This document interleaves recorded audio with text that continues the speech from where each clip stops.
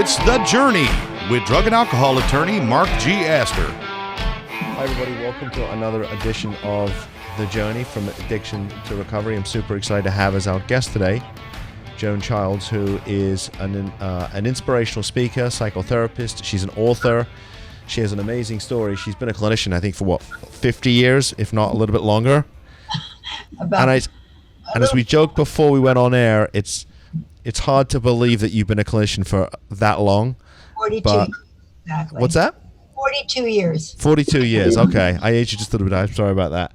But I met Joan at a dinner about a month and a half ago, and she's got just an inspirational story, and more than that, she's just a super nice lady. And so, Joan, thank you very much for joining us on the show today.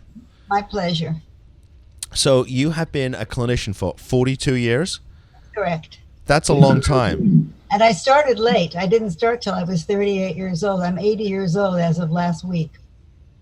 80? 80. I'm an octogenarian now. So, okay. You look fabulous. How about that? I'll just leave it at that.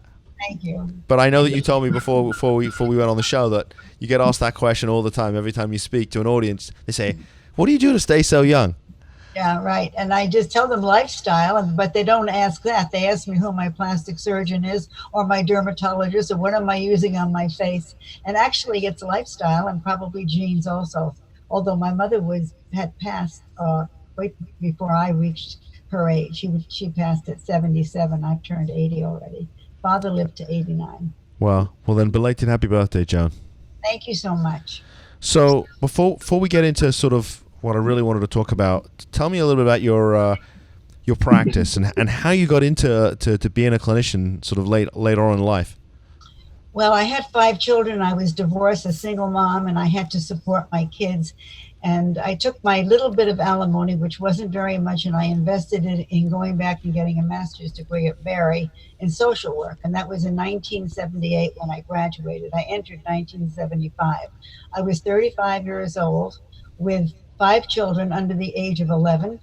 And I just was looking to get something that I had passion about. And I had been in psychotherapy myself as a patient for about that time, about 8 or 9 years. And I just said to my therapist one day, I want to do what you do. And he said, well, put your money where your mouth is.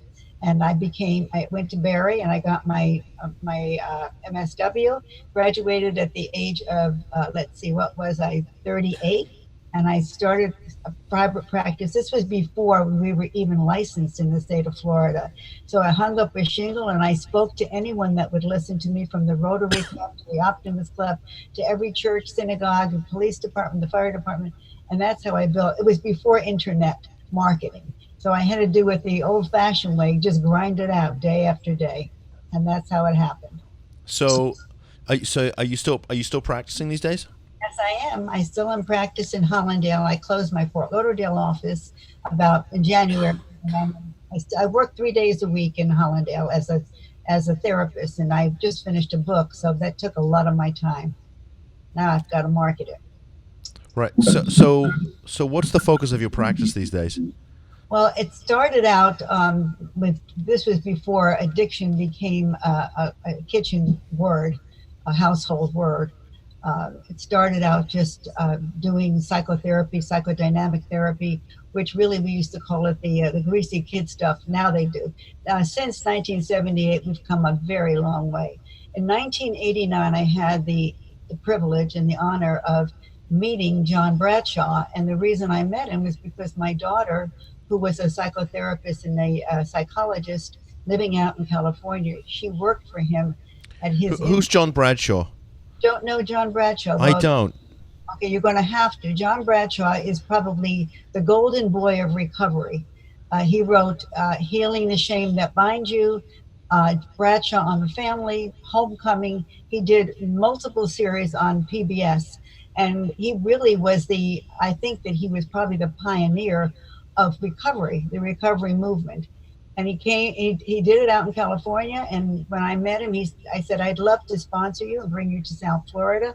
And I did. I put him up at the Miami Beach Convention Center, and 4,000 people in who wanted to learn what the inner child was all about, because that's what his pioneering was, is doing the inner child work. And he had two major workshops.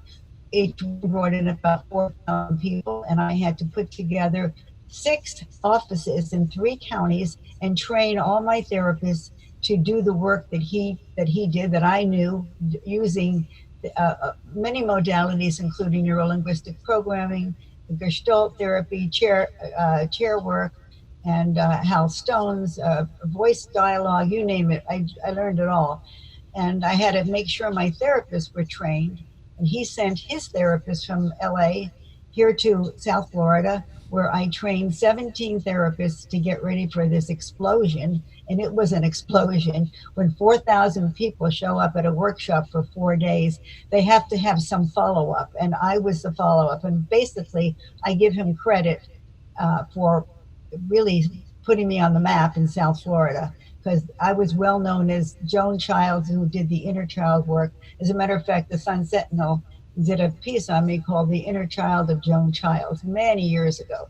So that was my focus, was trying to take people who were trying to recover. I was doing second stage recovery, not first stage. They would come to me after they were in treatment or after they had already been clean and sober. Okay, so maybe I'm going to ask you to back off just for a second, because you're using some clinical terms that me as a lawyer I'm not familiar with. So tell me about the difference between first and second stage. Maybe explain that to us. Well, first stage is either you go into treatment and get and you get clean and sober through being detoxed and also going to a program. Or if you do it, some people could do it through AA or NA, and they were, as long as they were clean and sober for at least 3 months, then I would take them into second stage recovery, which would be, how did this happen in the first place?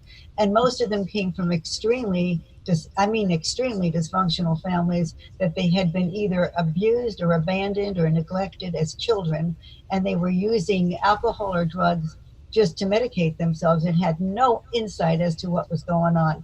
We brought it to the surface. We brought the unconscious to the conscious, and we were able to treat people once they got clean and sober. I would never treat anybody that was active in addiction. They had to be at least in recovery.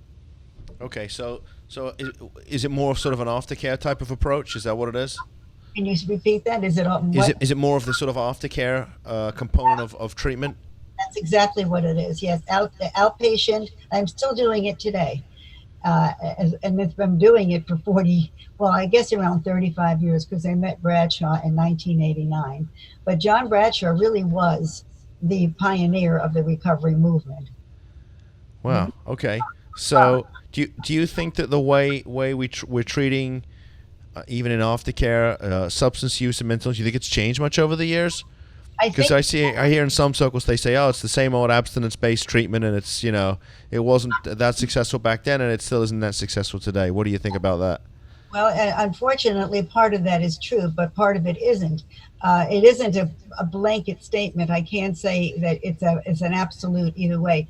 I personally see a better results today than I did back in the beginning.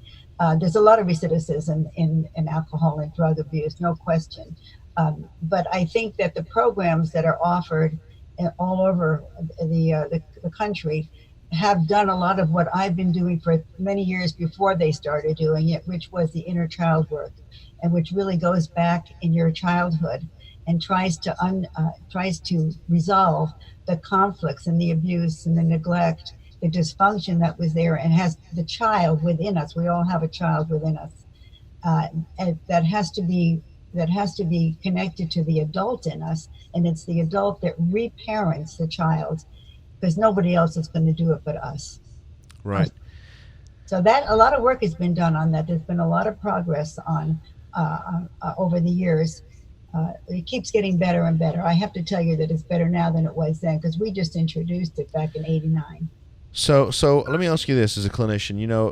I'm not a clinician, but we're doing, our focus has been on this kind of work for the last 4 years, and I feel like just, almost daily and weekly we sort of get a bit better. We personally get better at what we do as lawyers, but I learn a lot more about, the clinical side of things just by having the opportunity to sort of to meet people like you, clinicians like you, who sort of rub off some of your wealth of experience on me, and I said I'll learn a bit more.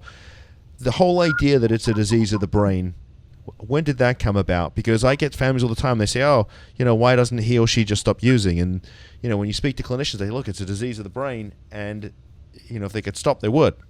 So talk a little bit about that. Maybe explain that. Well, addiction. Oh, sorry. That's me. Go ahead, Tom. Sorry.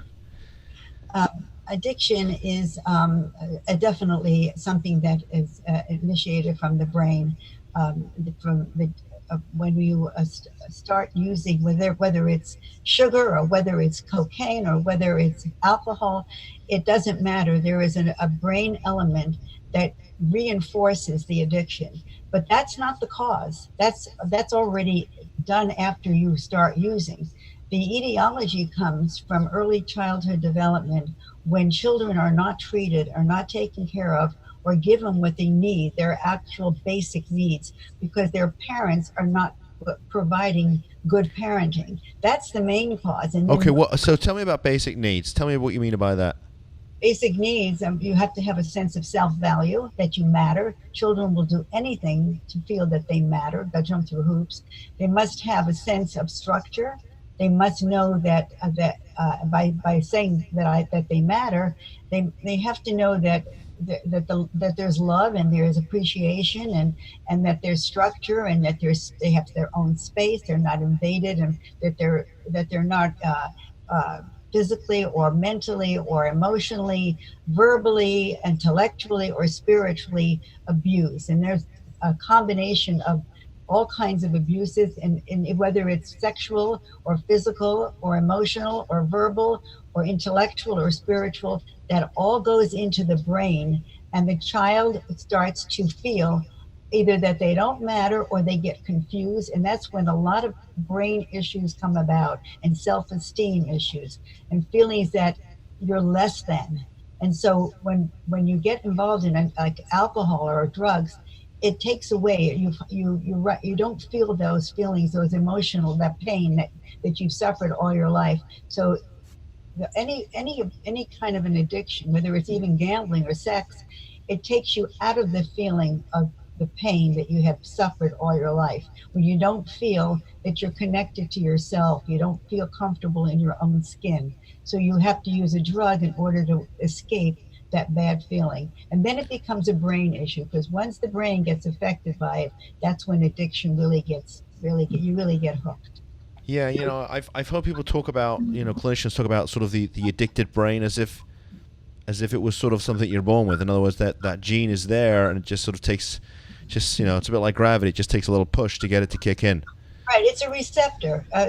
So if you have a receptor in your brain that kind of like what sugar does, or any of these drugs do, once it gets there and you get the feeling the feel-good feeling, you're going to use it again. The problem, of course, it's an insatiable wound. It doesn't matter how much you use, it's never going to be enough. What people have to do is go back and find out what caused it, the etiology, as we call it. Why did I get so addicted to whatever the drug of choice? It doesn't matter what the drug is. It can be a behavior, it can be a codependency, a person, or it can be a drug. It doesn't have to be, what we call addiction is there's two ways. Anything that you can't stop is an addiction. But the psychological terminology that I always use is that an addiction is a pathological relationship that you either have with a person, a substance, or behavior that has mood-altering effects and has life-threatening consequences. That is my definition of addiction. You get that? Okay. I also know that you've written some books, right? I have. I just finished my third one. That'll be out May 11th. Okay. I want to talk about one book in particular, because I think you mentioned it when we were at the dinner, which was, I think it's called Why Did She Jump? Yes, that's that's the story of my daughter who had bipolar disorder. She was the one that worked for Bradshaw, by the way. They had to finally let her go. Her illness, her mental illness, just grew worse over the years. Her first break was when she was 24 years old and she was living out in LA. But eventually it just got worse, and as time went by the time she was 34, Speak up just a little bit, Joan. I'm having a tough time hearing. I'm sorry. That's okay. When I said her disease grew over the years, she had her first break when she was 24 years old. Is that your phone? Because it's not mine. That's mine. Sorry. All right. So when she was 24 years old, I had to bring her back from the LA here. As she grew older, as time went by, she developed, it just went deeper and deeper, that she got into a psychosis, and she had hallucinations, and she had hearing voices and seeing things that weren't there, almost like a schizophrenic it just changed over time, but it was diagnosed as bipolar 1, which is different than bipolar 2. I think they're now making a spectrum of bipolar from bipolar 1, 2, 3, and 4. She had bipolar 1, which is the worst kind because you have a psychotic episode with bipolar 1. And even though it's not all the time, she had lucid moments. There were times that she made perfect sense, but there were times that she had fantasies and ideas that were just not realistic. And she was like a prophet. She predicted things and a lot of them came true. It was very scary. We hospitalized her 10 or 12 times. She was at least seen by 10 or 12 psychiatrists. We couldn't get her, we couldn't help her. The disease was very much like alcohol or drug addiction, in as much as that it was progressive, it was pervasive, and it was permanent. And that's very much like alcohol and drug addiction. So how old was your daughter when she passed away? When she was 34 years old, she leaped out of a 15-story window to her death. And I wasn't here at the time. I was in North Carolina when it happened. And it was devastating to all of the family, because when someone in your family dies, let alone suicide, but suicide only magnifies it, because you always think that you're responsible, even though you're not. You always think, what if? You have all these what ifs. I should have, I could have, why didn't I? And then the cascade of emotions just goes on and on like a waterfall that never stops. And you live in this grief and loss. And then at some point, that's when I started writing the book, because writing the book gave me an opportunity to discharge a lot of the pain that I was suffering. Yeah, I mean, I have to imagine, Joan, as a clinician, that it had to have been, not just as a mum, but maybe just as a clinician, it had to be enormously frustrating to sort of be dealing with this issue. And it sounds like she was suffering for like 10 years, which is a long time to be dealing with this. Absolutely. You're 100% right. As a clinician, I looked at it as objectively as I could, because I studied this. I mean, I wasn't a psychiatrist, but I knew enough about it that I was able to get her to people that should have been able or could have been able to help her. But like I said, this disease is progressive, and it's pervasive, and it becomes permanent. In many cases, there are 8 million people out there that have this illness. We have 40,000 suicides a year from bipolar and depression. So it's right out. It's unfortunately, mental health is not getting the attention, or mental illness is not getting the attention or the care that it deserves in this country. We're a country that we should be able to provide much better help and resources for people who are mentally ill. And that has been my mission, is to take the stigma out of mental illness. And I turned my pain, I morphed it into passion and purpose. And besides writing the book and talking about suicide, bipolar, and losing a child, I started a foundation with the Mental Health Association of South Florida. And and other therapists also give lectures and workshops there.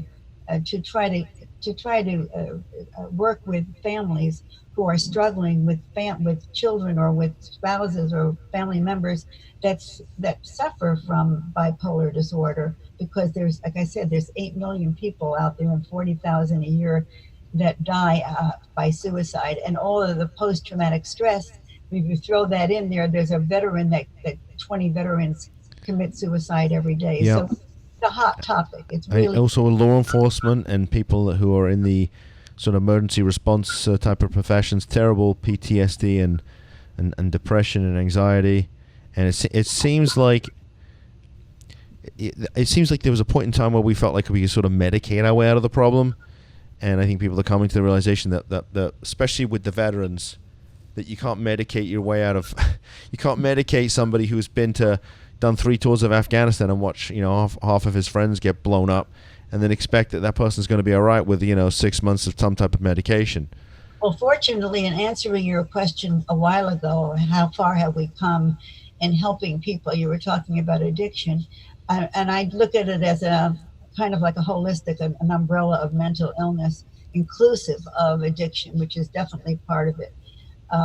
We've come a long way. And one of the things that we've learned, that we discovered, I learned about it 25 years ago, is EMDR, which is really focused on post-traumatic stress disorder. Yeah, so I've heard that the acronym used before, EMDR. Tell me what that means. What does it stand for?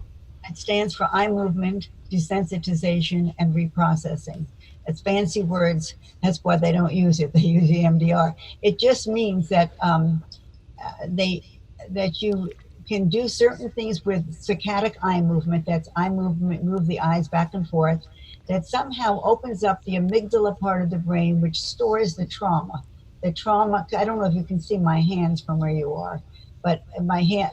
Can you see my hands when I'm putting them out to you? I can't. You can't. Okay. In the part of the brain is a thing that's called the amygdala. In the amygdala is stored trauma. It's trying to get out, but the amygdala is trying to protect you so it doesn't let it out. The strangest thing is Francine Shapiro, who was a psychologist researcher in Palo Alto, had some issues of her own, and she took a walk on the campus. And she went from point A to point B, and she recognized at point B, the issue that she was focusing on, that she was having some trauma about, by the time she got to point B, it was diminished. Being a researcher, she asks the question that I never asked, is how come? Why did that happen? What did I do to cause me to feel better when I took the walk? She researched it, she analyzed it. So she went from point B back to point A with a different problem that she was trying to cope with. And she found that when she went back to point A, the same phenomena happened. She wasn't as anxious about it. And what she discovered is the only thing that happens when you take a walk is that your eyes move back and forth. They dart back and forth. So she created in her laboratory, in her office, with patients, she would take her fingers and she would move them back and forth to the person's eyes. It's called the saccadic eye movement. And for some strange reason, it moves the amygdala part of the brain, and it opens it up and the trauma comes up.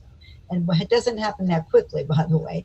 It takes you back to every time there was a trauma and you release it. It's a release, it's discharge, so that you're not carrying it anymore. And once it's out, and it's out through the limbic system. In other words, it's not just intellectually out or in the neocortex, which is the logic and the rational part of the brain. This is in the limbic system, which is the seat of the emotions of the brain. So it's released either through tears or through anger or any emotion. I had somebody that was raped by her father who came over from the Bahamas, had a severe reaction to EMDR. She actually fainted in my arms.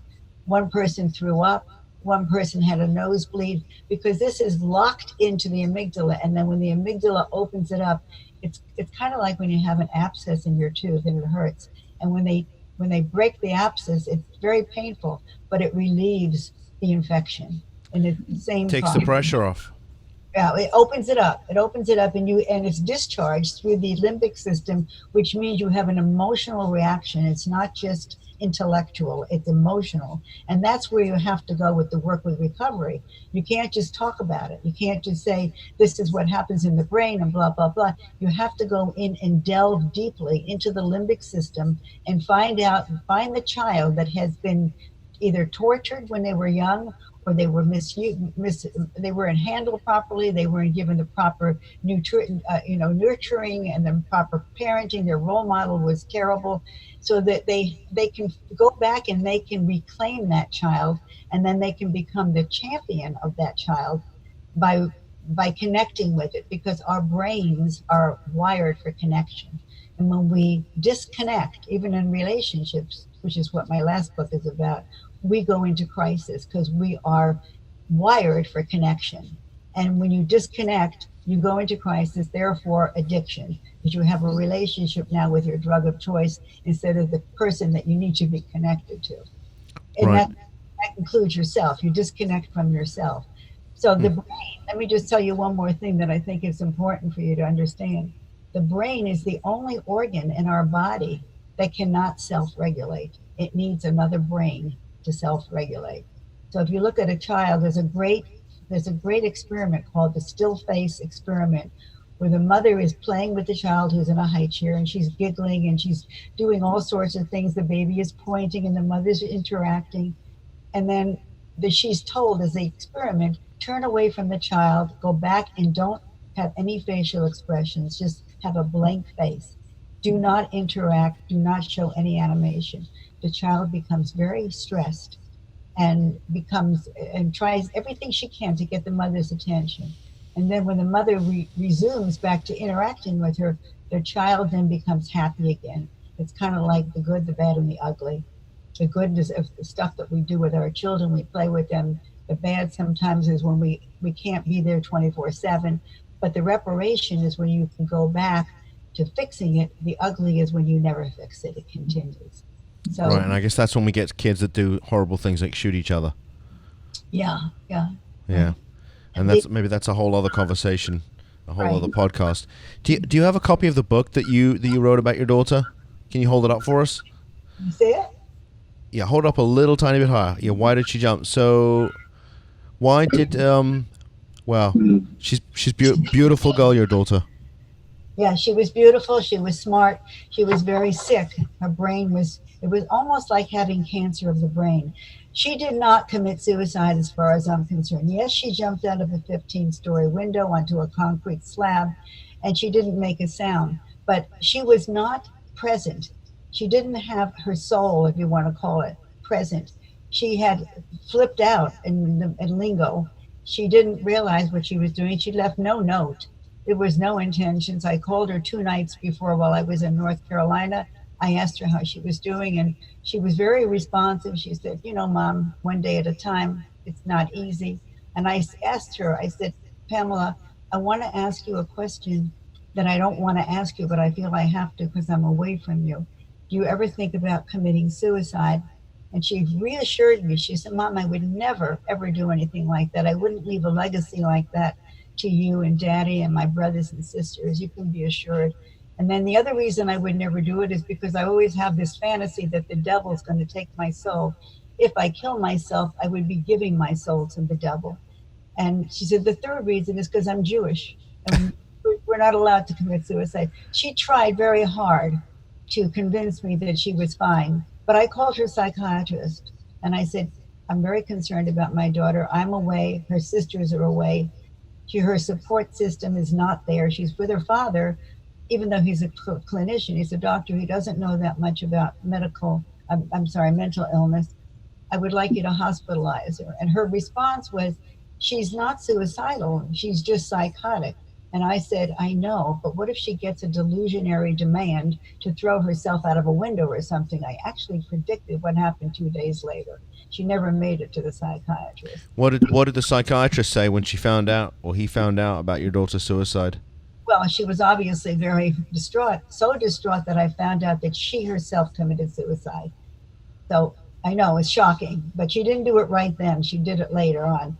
I think that she had terrible guilt that she didn't get her in the hospital like I had asked her to. It wasn't her fault. She never showed up. She jumped out of the window before her appointment. So she just felt that she didn't. I really don't know how she felt because she died before I had a chance to talk to her, both of them. So Wow. It's a terrible story. It was so bad. I didn't even put it in my book because I didn't know when I wrote the book that the psychiatrist had committed suicide, which is not uncommon, by the way. It's one of the professions that has the highest rate of suicide is the profession of psychiatry. So I know that when we were all sat down today, you mentioned that they're making a movie, or there's talks about making a movie about your daughter. They started this movie 10 years ago, and they're what they're calling pre-production right now, and they're not ready to. They have the money, they don't have all the actors, so I don't even talk about it anymore. I kind of put it aside. When it happens, it happens. But the book that I wrote now, which is coming out in May, that's something that I'm really looking forward to, because that comes right out of my practice. I work a lot with couples. That's mainly my work. I work with individuals, but I also work a lot with couples. So I have the new book. It's called I Hate the Man I Love, and that'll be out in May. That sounds like another Christian Grey possible book. Well, it's oppositional feelings that can coexist simultaneously. You can hate someone and love them. You can hate your own child when they do something bad, but you never stop loving them. So it's oppositional feelings that coexist. And I came out of my office because I hear women screaming their heads up. I hate him. He's the son of a bitch. But they love him. They love him, right? So because I say, why are you with him? Because I love him. So you hate the man you love. Yeah, and that's where the title came from. Well, they've always said that, right? That there's a thin line between love and hate. So I guess maybe you can go backwards and forwards across the line and back over. Is that what it's all about? Exactly. Yes, exactly. Yeah. So I want to ask you, because I saw a video online of you on Oprah, and so tell me about that. Because God bless you, I couldn't really tell how old it was, because truthfully, like you've really aged a whole lot since that was recorded. So maybe share your experience with Oprah, because it looked like you had a real connection with her. So she was like holding your hand, and it seemed, and you were very, sort of jovial and friendly with her, and the audience was very responsive. So tell us about that, because that was very cool. Well, it was the best. It was like the tale of two cities, the best of all possible worlds and the worst. What happened was they called me from Oprah to let me know they wanted to interview me, put me on their show, and they were coming down to do a whole thing. How long ago was it, Joan? 1999. Wow. Okay. Years ago. It'll be 21 years ago in January. I can hardly believe it. So they had their crew come down and do taping and videography, and on the beach. I had to walk on the beach, and they took me to my office, and they filmed me in my home. And they wanted to know my story, and it was a personal story. I had written a book called The Myth of the Maiden on Being a Woman, which was a response to Sam Keene's book Fire in the Belly on Being a Man. And I thought that they were coming down to, if you get on Oprah and you got a book, forget it. That's the rest of your life. Yeah. That's not what her intention is. She kind of subterfuged the whole thing. That was what I was understood to be, to bring my book, and they were going to talk about the book. But as it turned out, she railroaded me into something that I had no idea. She was doing a show called Multiple Marriages. And one of the reasons that she wanted me was because I had been married 4 times and divorced, and I was like perfect for her show. If I had known that, I would have never gone on there to be exploited like that. But I got on the show for that reason. I never met her before the show, and I had been on many national shows, many from I can't even begin to remember their names because it was so long ago. But I had been on at least 10 or 12 national televised shows. In those days, getting on television was much different than it is today. But each time, whoever was the person, the show it was, whether it was, I can't remember one of them now, but they all interviewed me for a few minutes before I was to go on television with them. Each and every one did that. Montel Williams, I remember he spent some time with me, and there were more. I never met, and they asked me to bring up a few outfits, and they would decide what I was going to wear. They minimized everything they could about me. I don't know if you saw it. My hair was like it was now, but a little bit different. And my dressing was up to my neck. They made my lips smaller than they really are. And they tried to minimize my look as much as they could, which I didn't like. I was not happy about that. I never met her. Somebody came and got me. They put me behind the stage, and they said, when we count to 10, you see those 2 chairs there? The one on the left is the one you go to. And I had somebody had my back, and then he said, okay, go. And the next thing I knew, I was on the stage in the theater with all of her audience. And I sat down in this empty chair, and then she comes out, and the audience goes crazy and they applause and whatever else. And I'm just sitting there, like an idiot. I didn't know what was supposed to happen. She comes down and she starts talking. The whole time I was conversing with her, she never gave me a chance to talk about the book. She never asked about it. And every once in a while I would throw in something in my book, what I said in my book, in The Myth of the Maiden, whatever it was. She never acknowledged it. She went on to her own, whatever she wanted to do. And it was a 15-minute spot that I had. So I was very disturbed during the time because she wouldn't open up about my book. And I thought that's why I was there. Well, it turns out that wasn't her intention at all. And even the few things that I mentioned about the book, I literally slipped it in. They were edited out. So I was extremely disappointed with that event because it didn't give me what I had hoped it would, which would have been PR, exposure, and the book. So did you get any calls after being on the show? Did you get any business out of it?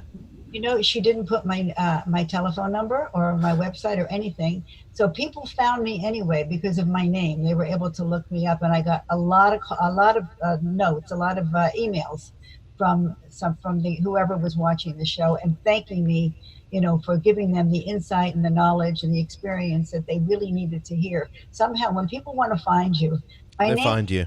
They find you. Yep. But she did not really do what I had anticipated she would do. I was it was like, what happened here, But it was getting on the show and just knowing that you're on the show and having that on your resume adds a lot of credibility to you because I handled her. She was very strong. She wheeled and dealed me where she wanted me, and I stayed with her. You held your ground, huh? She didn't know she had met her match. She was very strong, and she takes you where she wants you to go. But I held on. It was like having a ride on a whale or on a dolphin. I just held on and I stayed with her and engaged with her, and the show went off very well. I got a lot of people that saw it really thought I did well, but it wasn't what I wanted or what I had hoped for. And she's in my book. I actually have her as the introduction. It's called The Letter to Oprah. This is before I was on her book, and it was written to Oprah. It was called Falling Through the Cracks. And it was really the preface of my book. She didn't, and that's what I thought they called me because I thought she read it. But actually, no, I'm sorry. Let me take that back. I had not written this book at the time. I was writing it. I was on her show in 1999, and my daughter passed away in 1998. This book did not get published until 2014. But The Myth of the Maiden got published in 1995. And that's what I thought she was really asking me to come on her show for. So basically it was fun to be on it, and people have not forgotten. I'll tell you a funny story. 1 year after I was on her show, I was wearing a black, you saw me with a long black, like a black turtleneck on all the way up here. Wanted me covered completely, and I had a little pin like a cameo and boots. A year later, I was in Israel. I was in Tel Aviv, and I happened to have the same dress on. I was in a hotel, and two young ladies came running over to me. Oh my God, I saw you on Oprah. And that was a year before. So that dress definitely has some kind of an impact on people. So I love it. I love it. So did you have any contact with her after the show, or that was it? You came off and done? That was it. They sent me a picture of her, autographed picture, and they sent me a VCR, and that was it. And then I had the VCR made into a CD. Okay. Well, before I wind up, what's in the future? Because I know that you're not somebody who sits still, right? I mean, you're probably going to write another book. They'll make a movie about you. Something exciting will happen. Yeah. So what's in the works? In the works is the book, and I plan to do a lot of book signings all over the country. I'm going to New York to go to the book expo in May. And I'm going to try to get, internet marketing done on it so people know about it. I'll be in Barnes and Noble. I'll be in every bookstore there is, Books of Books, down in Coral Gables in Miami. And then, so that's the big thing. And I'm still doing my practice, seeing couples and individuals. And I try to get some speaking. I want to be speaking wherever I can speak about these different issues about I hate the man I love, of course, is my main topic now, but grief and loss is another very important topic that I talk about. I talk about women, where we came from when I was raised in Miami Beach in the 1950s, which was like the last age of innocence, and where we are today, that that trajectory that I was on, which is really, at being 80 years old, I was still in the Victorian age. It was Elvis Presley who just shook up the nation and transformed us into the sexual revolution, who I happened to date in 1958 when I was in Memphis. Amazing. It's in the book, too. All right. Well, we'll have to have a separate conversation about that. But before I let you go, tell folks how they can get a hold of you if they want to make time to meet with you. Okay. They can reach me at 954-568-1004, or they can call me or reach me on my website, which is joanichilds.com, or they can email me, joanec@aol.com or jonichilds@gmail.com. They have two options. I think and the book about your daughter, Why Did She Jump? Where can they get that? Amazon. Are your other books on Amazon too? Yeah, but they're not in the bookstore because it was written in 2014, so it's out of the bookstores. But they can get it on Amazon. It's still in Amazon. Okay, listen, don't go anywhere. I got to sign off here, but thank you for coming on the show. Thank you for asking me. It was a pleasure. Hang tight for a second, okay? And folks, thanks for tuning in. Don't forget to like us and subscribe. I've buggled that one up. Like and subscribe us on YouTube. We're on Vimeo, Facebook, LinkedIn. And if you need information about what we do, drugandalcoholattorneys.com. Mark@drugandalcoholattorneys.com is the email. And our phone number is 561-419-6095. Until next week, thanks for tuning in.